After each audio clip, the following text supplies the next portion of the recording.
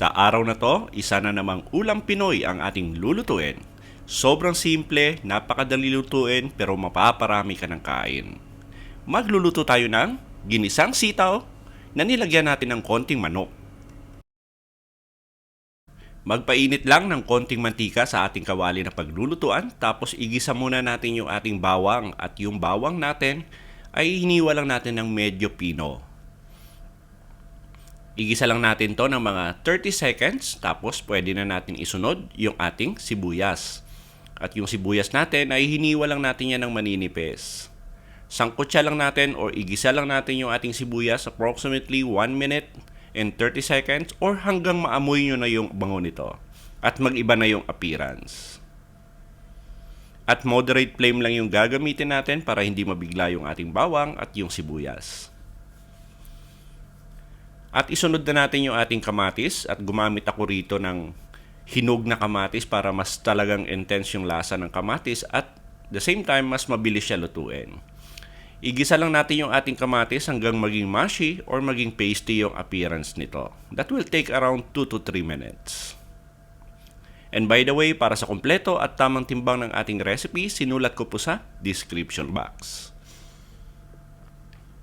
Ngayon okay na yung ating kamatis, pwede na natin ilagay yung ating karneng manok at hiniwa ko lang yan sa dice, maliliit na dice. Ngayon kung gusto nyo tadta rin talaga na medyo parang pino, nasa inyo po yan. Or lakihan nyo, nasa inyo. Igisa lang natin to ng mga 5 minutes or hanggang maging light brown yung appearance. Lagyan na natin ng pampalasa, lagyan natin ng black pepper powder. Lagay tayo ng asin. Ngayon depende po yan sa inyo kung gusto nyo patis yung ilagay nyo, pwede naman.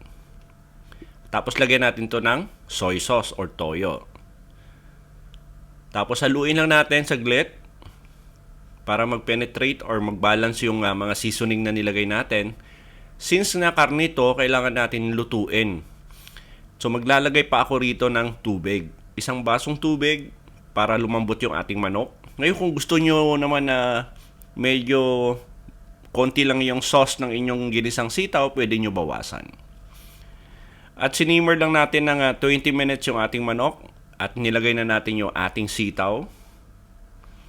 Tapos gagawin natin dito, tuloy-tuloy lang natin yung halo for another 5 minutes hanggang sa maluto yung ating sitaw. Ngayon nasa inyo po yan kung anong gusto nyo.